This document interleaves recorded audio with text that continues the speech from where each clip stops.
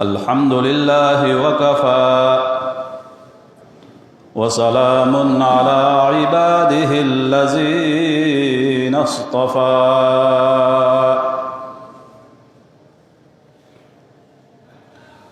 خصوصا على سيد الرسل وخاتم الأنبياء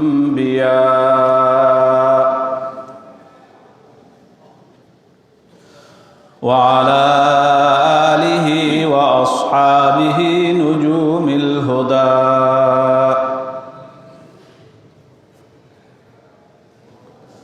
أما بعد فأعوذ بالله من الشيطان الرجيم. بسم الله الرحمن الرحيم.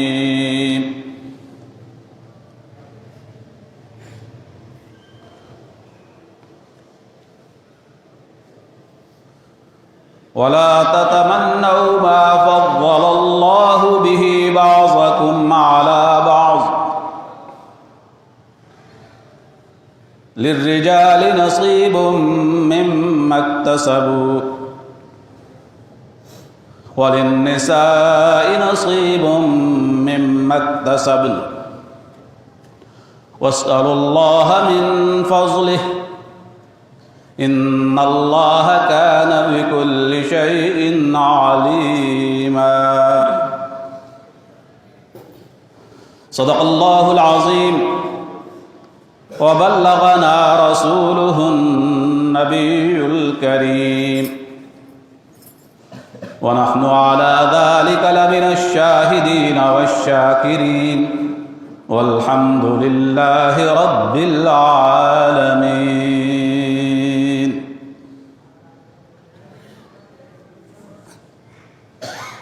محترم حاضرین و برادران اسلام و خواتین محترمات، میں نے آپ کے سامنے قرآن کریم سورۃ النساء میں سے جو 5ویں پارے میں سے اس کی آیت نمبر 32 تلاوت کی ہے. اس آیت مبارکہ کی روشنی میں آج میں مردوں اور عورتوں کے شرعی دائرۂ کار کے بارے میں کچھ بات آپ کی خدمت میں عرض کرنا چاہتا ہوں.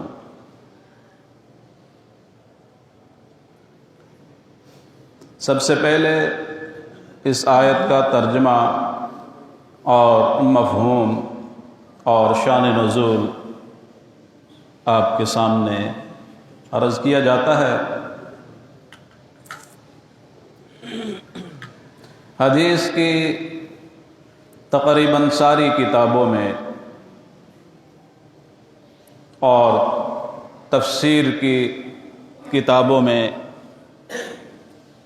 یہ شان نزول موجود ہے. بڑے بڑے جو مفسرین ہیں ان کی تفاسیر میں امام ابن کثیر رحمہ اللہ کی تفسیر القرآن العظیم، امام رازی رحمہ اللہ کی تفسیر کبیر، امام بغوی رحمہ اللہ کی معالم التنزیل، اور امام نصفی رحمہ اللہ کی مدارک، اور قاضی ثناء اللہ پانی پتی رحمہ اللہ کی تفسیر مظہری وغیرہ وغیرہ ساری تفاسیر میں اور حدیث میں بھی بخاری، مسلم، ترمذی، ابو داؤد وغیرہ میں یہ شان نزول کا مفہوم سارا ہی موجود ہے، جس کا خلاصہ میں آپ کی خدمت میں عرض کرنا چاہوں گا. حضور نبی اکرم صلی اللہ علیہ وسلم کے زمانہ مبارکہ میں ایک مرتبہ خواتین نے آپ کی خدمت میں ایک بات پیش کی، اور خواتین میں سے یہ بات پیش کرنے والی حضور نبی اکرم صلی اللہ علیہ وسلم کی زوجہ مطہرہ ام المومنین حضرت ام سلمہ رضی اللہ تعالی عنہ تھی. یہ حضور نبی اکرم صلی اللہ علیہ وسلم کی وہ زوجہ مطہرہ ہیں جو آپ کی ازواج مطہرات میں سے سب سے آخر میں وفات پانے والی ہے۔ سن 63 ہجری میں ان کی وفات ہوئی۔ کافی عرصہ حضور نبی اکرم صلی اللہ علیہ وسلم کی وفات کے بعد بھی حیات رہی۔ انہوں نے جناب رسول اللہ صلی اللہ علیہ وسلم کی خدمت میں یہ شکایت کی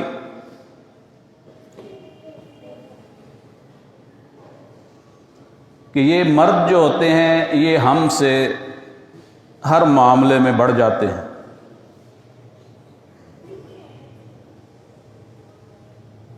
کاش کہ ہم بھی مرد ہوتی تاکہ ہم بھی دنیا اور آخرت کی ساری اجر و ثواب کو سمیٹتی۔ ہم عورتیں ہیں، ہم جہاد میں نہیں جا سکتی، مرد جہاد میں جاتے ہیں، بڑا اجر و ثواب ان کو ملتا ہے، سارا ثواب یہ سمیٹ لیتے ہیں اور ہم پیچھے رہ جاتی ہیں۔ اسی طرح اور جتنے بھی مشقت کے کام ہیں وہ مرد کرتے ہیں اور عورتیں پیچھے رہ جاتی ہیں۔ ان میں نیکی کے کام بھی ہیں سارے۔ اسی طرح وراثت میں مرد کو دگنا ملتا ہے، عورتوں کو تھوڑا ملتا ہے، نصف ملتا ہے۔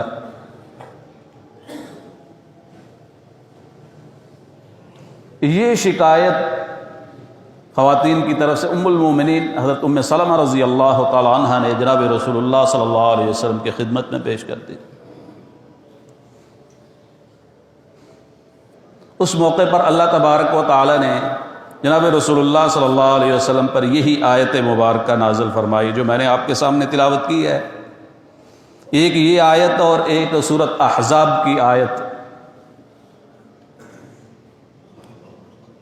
ان المسلمین والمسلمات والمؤمنین والمؤمنات، یہ والی آیت، دو آیات اللہ تبارک و تعالی نے جناب رسول اللہ صلی اللہ علیہ وسلم پر نازل فرمائی، اور اس میں حضور نبی اکرم صلی اللہ علیہ وسلم کے ذریعے، قرآن کریم کے ذریعے مردوں کو بھی اور خواتین کو بالخصوص بات سمجھائی گئی ہے۔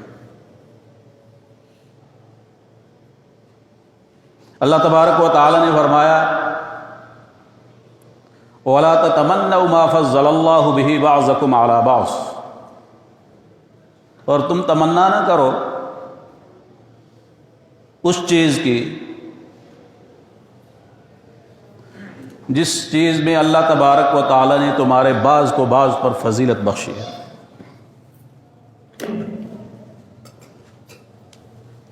یہ اللہ کی دین ہے، جس کو اس نے فضیلت بخشی ہے وہ تمنا نہ کرو کہ وہ ہمیں مل جائے، بلکہ اصولی بات اللہ تبارک و تعالی نے یہ ارشاد فرمائی للرجال نصیب مما اکتسبوا، مردوں کے لیے وہی ہوگا جو انہوں نے کمایا۔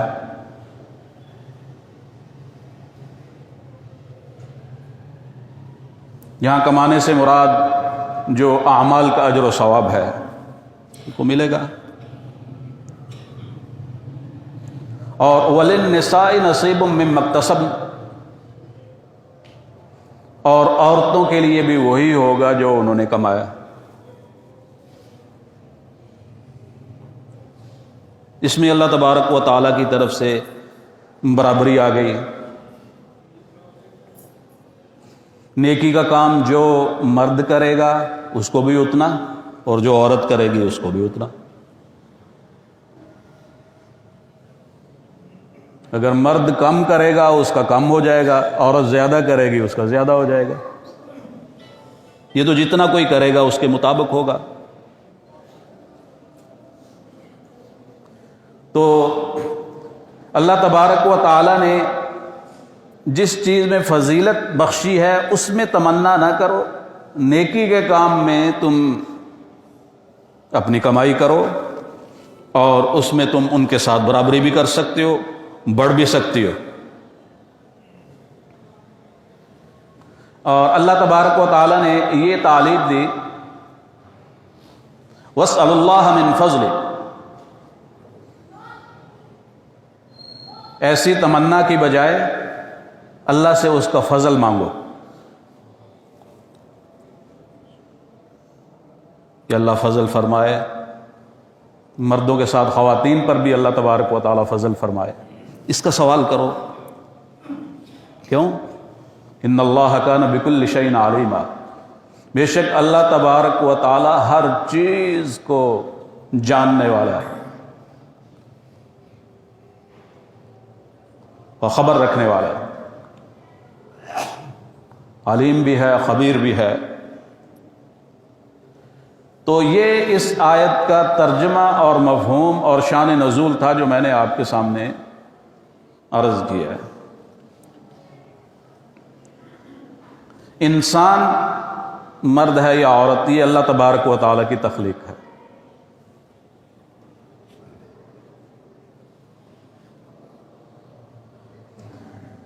اللہ تبارک و تعالیٰ نے آدم علیہ السلام کو پیدا کیا، ان سے پھر حوا کو پیدا کیا، پھر دونوں کے میلاپ سے آگے ان کی اولاد کو پیدا کیا، اور قیامت تک یہ سلسلہ جاری ہے۔ یہ اللہ تبارک و تعالیٰ کی قدرت کاملہ ہے، اور وہ اپنی قدرت کاملہ کا اظہار اس نے اپنے کلام میں بارہا جگہ کیا ہے۔ نحن خلقناکم، ہم پیدا کرتے ہیں، ہم چاہتے ہیں جس کو چاہیں مذکر اولاد دیں، جن کو چاہیں مؤنث دیں۔ یہب لمن یشاء اناثا ویہب لمن یشاء الذکور او یزوجہم ذکرانا واناثا، یا کسی کو چاہیں تو بیٹے بھی دیں، بیٹیاں بھی دیں۔ وَيَجْعَلُ مَن يَشَاءُ عَقِيمًا، اور جس کے لیے چاہیں ہم بانچ کر دیں ہی نہ۔ یہ اللہ تبارک و تعالیٰ کا اٹل فیصلہ ہے۔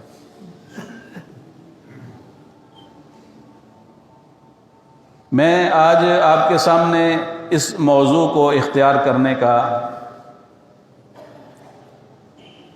اس وجہ سے کوشش کی ہے کہ ہمارے ملک پاکستان میں اللہ تبارک و تعالیٰ کی اس تقسیم کے خلاف خواتین اسلام کو ورغلانے کی کوشش کی جا رہی ہے۔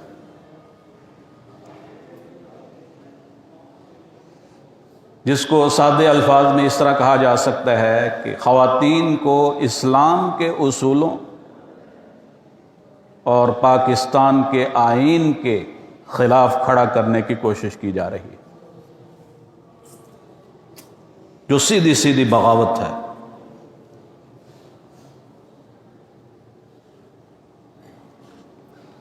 اور اس کوشش میں بین الاقوامی لابیاں ہیں جو ملک میں باہر سے پیسہ لا کر اس قسم کی حرکات انجام دے رہی ہیں۔ پیسے کے بلبوتے پر وہ ایسی خواتین جن کو دین کا شعور نہیں ہے اور پاکستان کے آئین کا بھی پتہ نہیں ہے، وہ اس میں پیش ہیں، اور اس بات کے لیے انہوں نے 8 مارچ کو عورت مارچ کے نام سے ایک ریلی نکالنے کا بھی اعلان کیا ہوا ہے، اور ان کی قیادت ایسی خواتین کر رہی ہیں جو لبرل قسم کی خواتین ہیں۔ اس پر ہائی کورٹ میں مقدمہ بھی ہوا۔ افسوس تو ہمیں اس بات کا ہے کہ پاکستان کی عدالتیں بھی اس قسم کے مارچوں کو اور ریلیوں کو نکالنے کی اجازت دے دیتے ہیں، اور اس میں اس قسم کی مخصوص شرطیں رکھ دیتے ہیں جن کی کوئی حیثیت ہی نہیں۔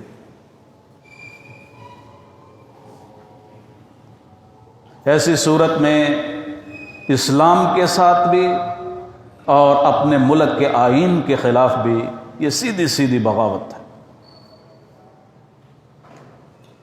اس مارچ کے لیے، خواتین کے مارچ کے لیے نام بڑا خوشنما دیا گیا ہے کہ عورتوں کے حقوق۔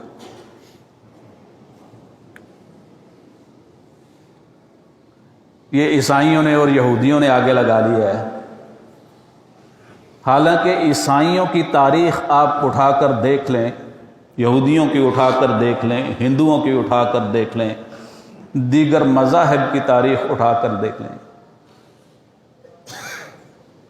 قرآن کریم کے نزول سے پہلے، حضور نبی اکرم صلی اللہ علیہ وسلم کی بعثت سے پہلے ان مذاہب کے اندر جو بگڑ گئے تھے، عورتوں کو انسان ہی نہیں سمجھا جاتا تھا، انسان نہیں سمجھا جاتا تھا، ان کے ساتھ اس قسم کا سلوک کیا جاتا تھا۔ خود قرآن کریم نے اس کا منظر پیش کیا ہے۔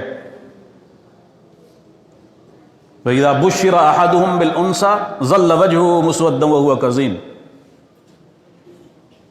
جب کسی آدمی کو بیٹی کی کوئی آ کر خبر دیتا تھا کہ تیرے ہاں بیٹی آئی ہے، تو اس کا رنگ اڑ جاتا تھا، اس کا چہرہ بدل جاتا تھا، وہ اپنی توہین سمجھتا تھا۔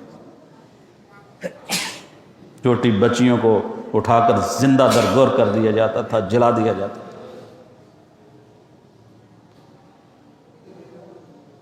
یہ سلوک خواتین کے ساتھ ہوا، یہ سلوک ختم کیا ہے قرآن نے، یہ ختم کیا ہے سلوک جناب رسول اللہ صلی اللہ علیہ وسلم کی سنت نے، آپ کی تعلیمات نے۔ اور جتنے حقوق خواتین کو اسلام نے دیے ہیں، قرآن نے دیے ہیں، شریعت اسلامیہ نے دیے ہیں، کسی مذہب میں نہیں۔ کوئی تاریخ اٹھا کر دیکھیں،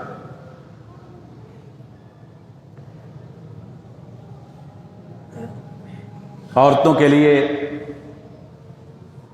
بڑی تعلیمات دی ہیں جناب رسول اللہ صلی اللہ علیہ وسلم نے۔ صرف ایک حدیث مبارکہ جو ترمذی شریف میں موجود ہے، جس کی بنیاد پر یہ سارا آج کل جو ہے فساد چل رہا ہے، جناب رسول اللہ صلی اللہ علیہ وسلم نے فرمایا، خیرکم خیرکم لأہلہ وانا خیرکم لأہلی۔ عورتوں کے لیے معاشرے کے اندر آپ نے کس طرح فضا قائم کی؟ آپ نے فرمایا تم میں سے بہتر وہ ہے جو اپنے گھر والوں کے ساتھ بہتر ہے۔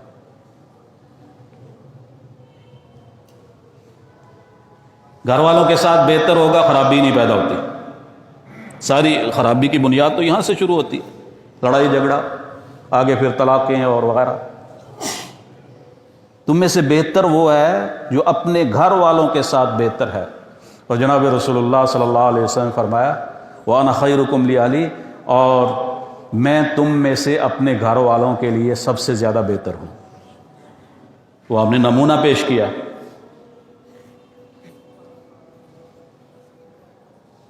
لیکن خواتین کو ان لوگوں نے ورغلا لیا ہے، ان کے حقوق کے نام سے ان کو یرغمال بنایا ہوا ہے، اور اسلام کے خلاف اور پاکستان کے آئین کے خلاف ان کو استعمال کیا جا رہا ہے، اور ملک کے اندر افراتفری پیدا کرنے کی کوشش کی جا رہی ہے۔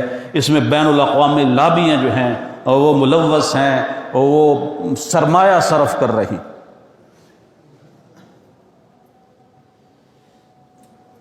میں زیادہ لمبی بات نہیں کرتا،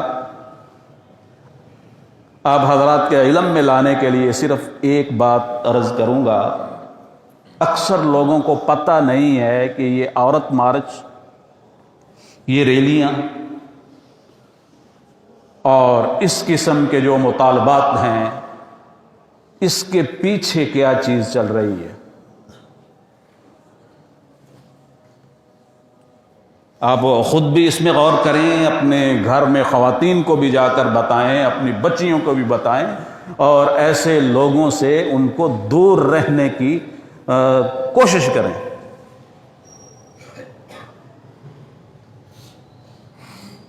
یہ جو پرسوں اتوار والے دن عورت مارچ ہو رہا ہے پاکستان میں، جس کے لیے بڑی لابنگ ہو رہی ہے. اس طرح ایک پہلے ہوا تھا کراچی میں.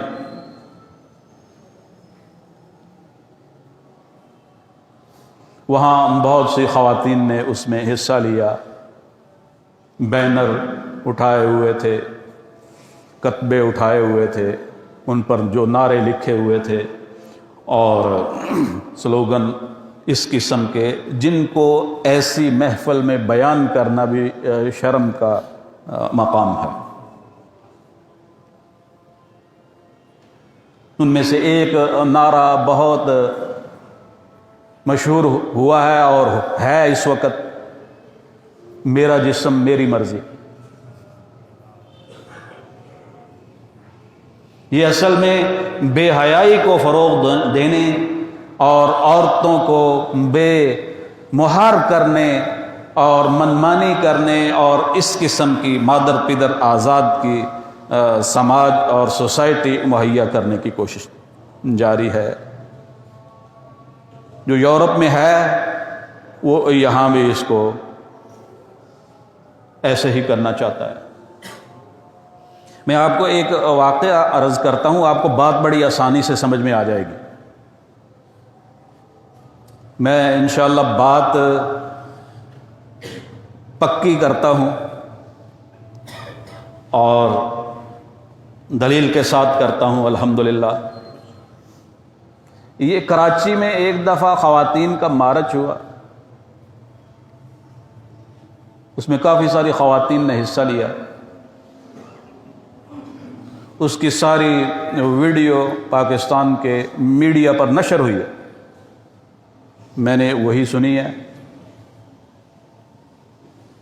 اس میں بہت ساری خواتین اور مردوں نے بھی اس میں شرکت کی. اس میں ایک بوڑھا آدمی بھی تھا جس کی عمر تقریباً میرے اندازے کے مطابق 80 یا 90 سال کے درمیان میں ہوگی، اس سے کم نہیں ہوگی.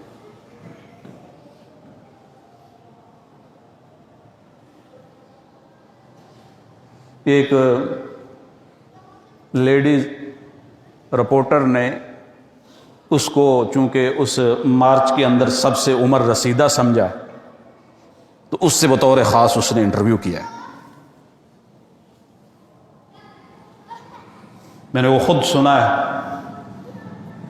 اور بات کو سمجھانے کے لیے آپ کے سامنے لانا چاہتا ہوں کہ اس مارچ میں شرکت کرنے والے اور اس قسم کے عمر رسیدہ اور پختہ ذہن کے لوگ جو ہیں وہ ذہن کیا رکھتے ہیں پیچھے.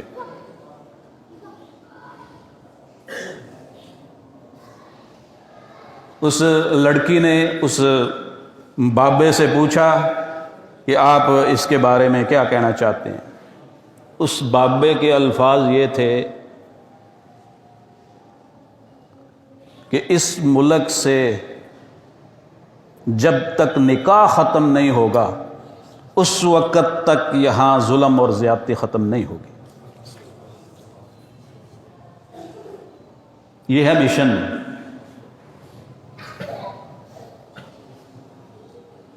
اسی پر ہی بس نہیں اس نے کیا، اس نے اور سوالات کیے. اس نے بعد میں ایک اور کہا کہ میں آپ کو ایک بڑی مزے کی بات بتاتا ہوں.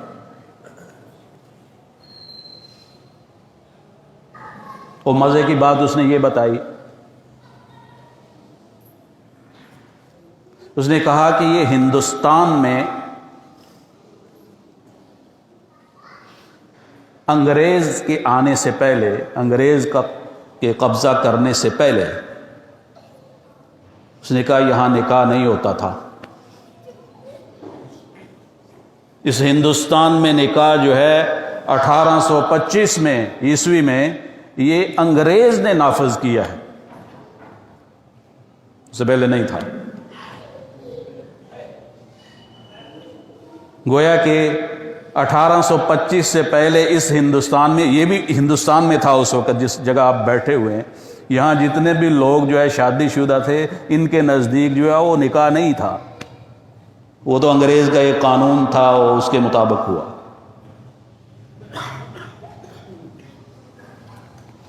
یہ قرآن کریم کی سری نفی اور جناب رسول اللہ صلی اللہ علیہ وسلم کی تعلیمات کی سری نفی۔ آپ حضرات ہر نکاح میں ہر آدمی جو ہے شریک ہوتا رہتا ہے، اور اس میں نکاح پڑھنے والا آدمی جو حدیث سب سے پہلے پڑھتا ہے وہ کیا ہوتی ہے؟ ہر آدمی کو یاد ہے، جناب رسول اللہ صلی اللہ علیہ وسلم نے فرمایا النکاح من سنتی ومن رغب عن سنتی فلیس منی، نکاح تو میری سنت ہے، اور جو میری سنت سے اعراض کرے گا وہ مجھ سے نہیں ہے۔ حضور نبی اکرم صلی اللہ علیہ وسلم فرما رہے ہیں کہ یہ میری سنت ہے نکاح، اور ان لوگوں کا نظریہ یہ ہے کہ یہ نکاح تو انگریز نے رائج کیا ہے، اس سے پہلے تو نکاح نہیں ہوتا تھا، اور کہتے ہیں جب تک اس ملک سے نکاح ختم نہیں ہوگا اس وقت تک عورتوں کے ساتھ ظلم اور زیادتی ختم نہیں ہوگی۔ یہ ہے وہ دعویٰ جو پیچھے چھپا ہوا ہے۔ اب جب پاکستان میں چونکہ اکثریت مسلمانوں کی ہے، اور اس قسم کے لبرل خواتین یا مرد جو ہیں یہ 1% بھی نہیں ہیں، ان کے اس نعرے پر جب پکڑ ہوئی ہے میرا جسم میری مرضی، اب اس کی مختلف توجیحات کر رہے ہیں، ہمارا یہ مطلب ہے، ہمارا یہ مطلب ہے، ہمارا یہ مطلب ہے۔ ہم کہتے ہیں کہ ہمیں پہلے یہ سمجھاؤ تمہارے بابے نے یہ کیا کہا۔ اگر اس کا کوئی اتنا صریح بیان جو ہے وہ اس نے دیا ہے، اس کی ویڈیو بنی ہے اور پاکستان کے سارے چینلز پر اس کو نشر کیا گیا ہے، مجھے تو افسوس ہوتا ہے پاکستان کے چینلز پر وہ اسلام کے خلاف اتنی صریح باتیں اور پاکستان کے آئین کے خلاف اتنی صریح باتیں کھلم کھلا نشر کر رہے ہیں۔ ہم لوگ اگر تھوڑی سی بات کریں ہم پر بغاوت کا مقدمہ کرتے ہیں، یہ ملک کے باغی ہیں، اور یہ صریح ملک کے آئین کے ساتھ بغاوت ہے۔ ملک کے آئین کے اندر یہ لکھا ہوا ہے، پہلی شک اس کی یہ ہے کہ اس ملک کا آئین جو ہے قرآن اور سنت کے مطابق ہوگا، سپریم لا ہے، اور یہ جتنی بھی باتیں ہیں اس کے خلاف جا رہی ہیں۔ اس وجہ سے میں مسلمانوں کو خصوصاً خواتین اسلام کو مخاطب کروں گا کہ وہ ایسی خواتین سے اور ایسے لوگوں سے دور رہیں، وہ تمہارے ایمان کو لے جائیں گی، تمہاری معاشرت کو لے جائیں گی، تمہاری سوسائٹی خراب کر دیں گی۔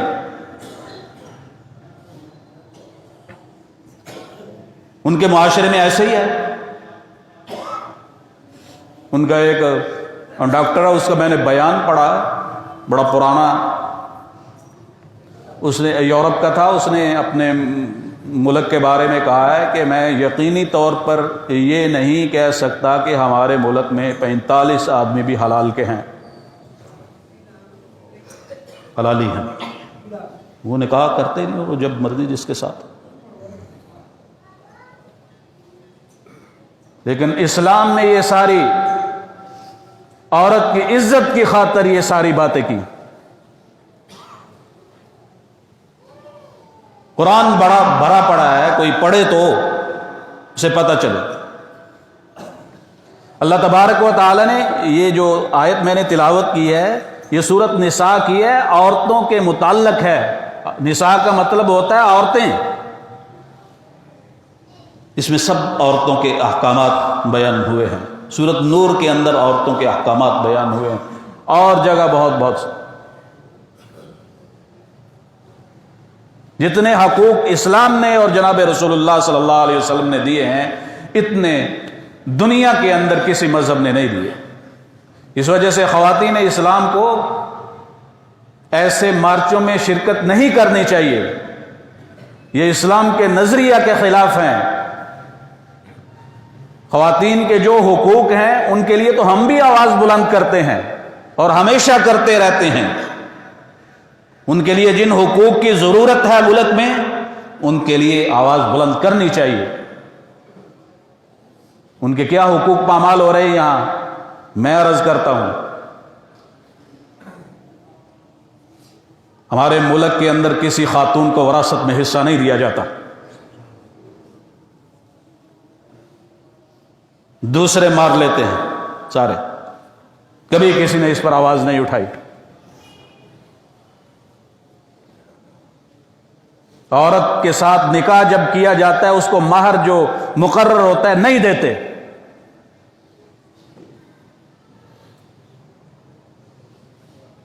عورت کے ساتھ انسان ہونے کے حوالے سے کوئی کمی بیشی ہو جائے اس کو معاف نہیں کرتے، طلاق پر اتر آتے ہیں۔ معمولی باتیں تو ہر گھر میں ہوتی ہیں، یہ تو انسانی سوسائٹی کی ایک روٹین ہے۔ اسی وجہ سے یہ مسلمان جب سے قرآن کریم سے دور ہوئے ہیں، حضور نبی اکرم صلی اللہ علیہ وسلم کی تعلیمات سے دور ہوئے ہیں، اس وقت سے ان پاکستان میں آپ کو عرض کروں بڑی افسوسناک بات ہے، اور مسلمانوں کے سامنے یہ عرض کی جا سکتی ہے، سب سے زیادہ طلاق کی شرح سعودی عرب میں ہے اور دوسرے نمبر پر پاکستان میں ہے۔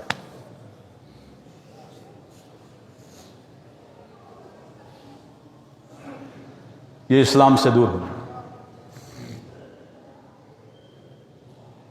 اس وجہ سے مسلمانوں کو چاہیے کہ نہ خود ان لوگوں کا ساتھ دیں اور نہ اپنی بچیوں کو، اپنی بیویوں کو، اپنی ماؤں بہنوں کو ایسی خواتین کے ہتھے چڑھائیں جو ان کے ذہن کے اندر یہ ڈالتی ہیں کہ نکاح کوئی چیز نہیں، میرا جسم میری مرضی، جو کرے۔ یہ تو سیدھا سیدھا جو ہے فحاشی ہے، اسلام کے ساتھ بغاوت ہے، ملک کے آئین کے ساتھ بغاوت ہے، اور مسلمان سماج اور مسلمان معاشرے کو یورپی معاشرے کے اندر ڈھالنے کی یہ ایک گھنونی سازش ہے،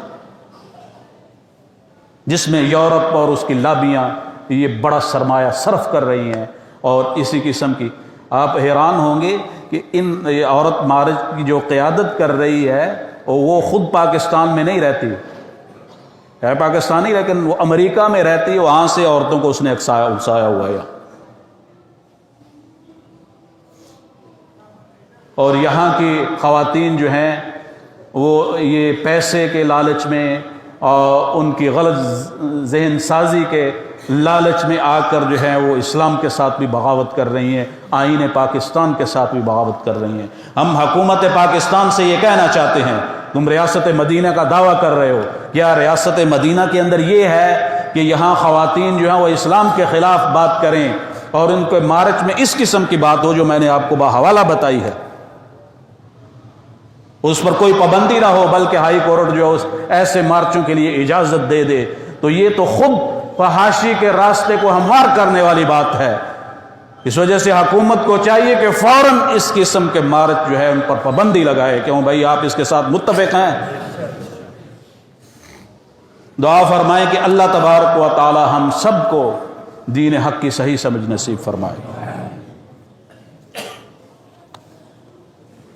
ثناء الحق صاحب اہلیہ محمد شعیب یہ صحت کے لیے دعا کی درخواست کر رہے ہیں، اللہ تبارک و تعالی صحت کاملہ عاجلہ نصیب فرمائے۔ یہ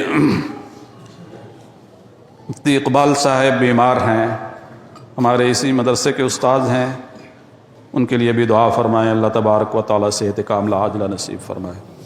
یہ صاحب کہہ رہے ہیں میرا بیٹا ابو ہریرہ غلط مقدمات میں ملوث ہے، اللہ تبارک و تعالی اس کی رہائی کا کوئی سبیل پیدا فرمائے۔ یہ صاحب کہہ رہے ہیں کہ میرے کاروبار میں نقصان ہو گیا ہے، اللہ تبارک و تعالی ان کے نقصان کی تلافی فرمائے۔ آمین۔ یہ بھائی دو نکاح کے اعلان ہیں، ایک ہمارے ساتھی حاجی ملک محمد عارف صاحب برتن والے جو ہیں، ان کے بیٹے صہیب کا عارف کا نکاح ہے جو جمعے کے بعد ہوگا، اور دوسرا نکاح جو ہے عبدالشکور صاحب کی بیٹی کا ہے۔ یہی آج کا میرا موضوع تھا۔ جناب رسول اللہ صلی اللہ علیہ وسلم نے فرمایا نکاح کا اعلان کرو اور مسجدوں کے اندر اس کو منعقد کرو۔ آپ جانتے ہیں یہ آپ نے کیوں فرمایا؟